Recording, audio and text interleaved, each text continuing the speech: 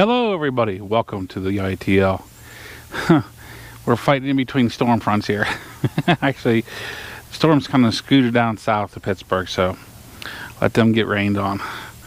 But yeah, it is what it is. Been a busy week. Sorry I missed one of my riding videos posted up for Thursday. That's okay, I got you Monday. Tuesday, sorry. And yeah, I mean, I've got videos put back now, kind of squirreled back, so we'll work with it. Oh, but yes, I've been busy this week. Actually, I've started on the weekend and been all week. First things first, the garage. Well, it's got power up and running. It's not all completely finished, but its power's up and running. I still have to trench the lawn out and bury the line under the ground. Not a big deal. It's just more time than anything else. But yeah, what I did do, one of the projects I did finally get finished is actually sitting right beside my leg here on the stoop. Right here. It looks like a missile, doesn't it? This is actually a 40-meter antenna that I built, and yeah, it's got a little carabiner on top. The top, hang it up. Just simplicity of ease to hang it. But yeah, it's got what was it? 16 gauge speaker wire. Actually, there's actually 34 feet on each side. I came in on a 50-foot roll, of course. And it's just a double. The speaker wires only come in double leads. You split it in two, and one's marked, and the other one's not. That's for ground and hot for your speakers. This, well, the marked one is actually my main lead line, and the ground's the ground. The copper's the ground. But yeah, it's simple, easy to make. This is actually a little bit longer. The body of it is actually longer than I needed to be. I mean, it could have been like that much shorter and been nicer. But I mean, I figured I had it left. I had this PVC pipe left over in the garage from a project, and I just guesstimated, cut it with a saw, and started from there. That's where I first started. Top and bottom, if you don't recognize it, well, they're actually pill bottles, so you get medicines in. What I did end up doing is the top ones, actually the pill bottles actually were the way you do it for child proofing. But I ended up cutting the bottom of the pill bottle on so it's straight down through, and I hot glued it on there. The reason I used the larger pill bottle also is because the edges fit the diameter of the PVC better. And the bottom one, well, I stuck it on there and turned the lid upside down and screwed it in because they don't go both directions. One's childproof, one's not. And the reason why I got it turned the other direction, well, if you look on there, you might not be able to see it too well, but there's an end connector there for the feed line. And that kind of will actually, whenever it's hanging up like this, it'll actually, you can tell, it'll kind of shed the rain and water away from it better. But yeah, I stole the end connector out of an old CB that I had that don't work.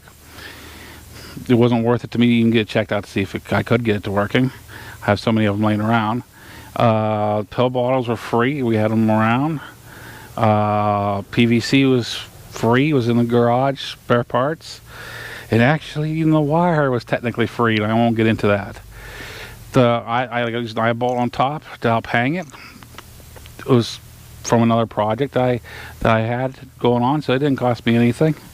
And a little cheap carabiner that I had laying around just to help hang it up. Actually, what I'm going to do is actually have it on like a flagpole style setup, except for it's going to be a 2x4 going up. It's about 12 feet tall. No, it's 10 feet tall, sorry. So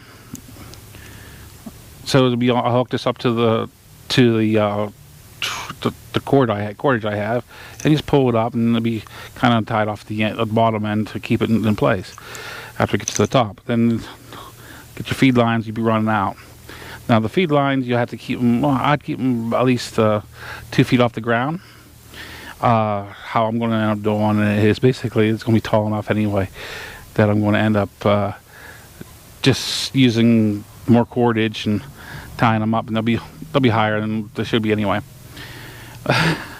But yeah, the key, I'll get it somewhat water resistant. I used hot glue to glue everything together and make everything tight.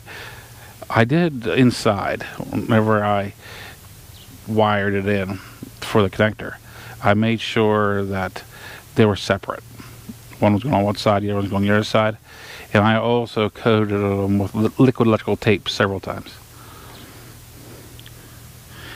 And on the end of the wires, more liquid electrical tape just to seal it up, keep all the weather. Help slow down on the corrosion. But yeah, it'll work. It will work. My height will be around 12 feet high, actually around 14 feet high. And actually I'm planning on using the garage as the backdrop for it, because I got power lines going vertically along it. I can't go any higher. Vertically along the property. Going along the property here, and can't really go higher. And what I'm shooting for is to basically go east and west on my signal, so it goes parallel with the with your feed line. So what you got to do is you got to go north and south of feed lines. That way your signals go out parallel to your feed lines. I mean your end lines. Sorry, long day.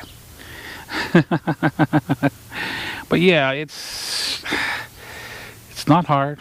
In fact, I just told you, I mean, if you had to buy the wire probably cost you, I don't know, $10. You know, 16 gauge wire, $10. That one there came from Amazon. So that's, I mean, it just works. It will work. And I mean, a 2x4 to put it up even isn't going to cost me anything. These wire antennas are not expensive to build, not hard to build. And I mean, with some basic math skills, you can actually do the math if you wanted to. There's easy ways of remembering for this. Myself, I didn't even bother doing the math or remembering. There's an antenna app for Android you can go up on it. It's called actually Antenna App. And it'll work. It'll tell you. It'll bring up the wire antennas. It'll get you in basically the right area. And my thoughts on it is whenever you're going, say, 15 watts and lower, just get yourself in the right state. Doesn't even have to be in the ballpark. Just in the right state. And you're not going to hurt anything, really. I mean, the wattage is so low, it's not going to hurt anything. And this is for 40 meters, so I'm going on 1 watt or less. So it's really not going to hurt anything. But originally, whenever I first built this, I was thinking about going. I actually got a fence line that goes this way, then out like that, out towards behind you. I was going to put it out towards that fence line, and like, no, wait a minute, that's going the wrong direction. That would give me north and south, not east and west. So I'm going to go ahead and shoot the other way. But yeah, we've been rained on for the last it started last night in those thunderstorms. But yeah, it's been hot, humid, and muggy. As can be. Well, humid and muggy, same thing. But it's been very hot and humid out. Enough to actually kick up my asthma, which I haven't had problems with for many years. Yeah, I have asthma. It's sport-related asthma. It's more for the humidity that kicks it up for me. Yeah, and I'm vaping. Yeah, you think I'd learn?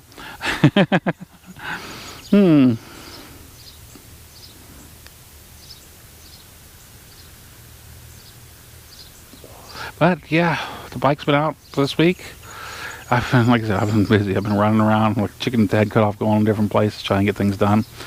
I've been trying to get the stuff around the house done, which actually, a teeny little story about the garage. I actually found out the garage is wired 220, 50 amps right now.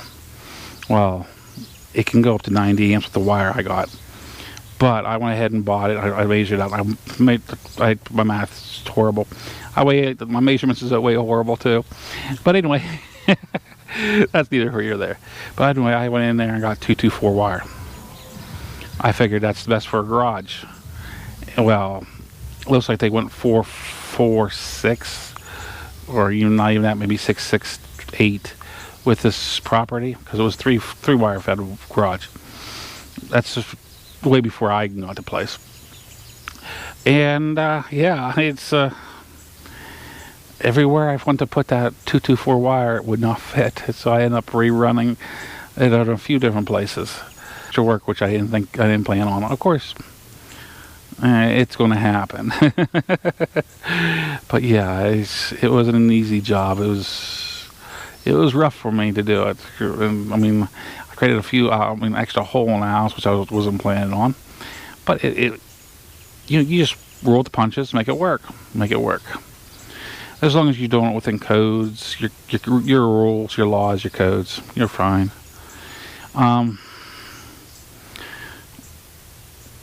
I did end up using the wire that's rated for underground, and then yes, it is tough stuff. It is tough stuff. I carry pretty decent pen knives, pocket knives for cutting wire in insulation and stuff. And whenever I skinned back the insulation to clear it off to install it in the electrical boxes, well, it turned both my pen knives into basically butter knives, just the first wire. So this is tough stuff. I would still recommend putting it in conduit, even though technically down to the ground, into the ground, alongside houses and stuff like that, in my area, that's all the conduit's required. But I do recommend just putting the conduit that way. Any type of shovels and stuff, it'll help keep it from somebody getting a shock of the day. And also, hopefully, if you use metal conduit, which will rust, I know. But even the PVC conduit, if somebody's hand digging for putting posts in, they're not cutting through your wire. That's basically what happened here. There's two spots that was cut. They were spliced together a long time ago. One at the house and one at the garage, where the fencing is, and that's what started the whole problem downhill. But yeah, now the garage is wired, like I said, 220, 50 amp.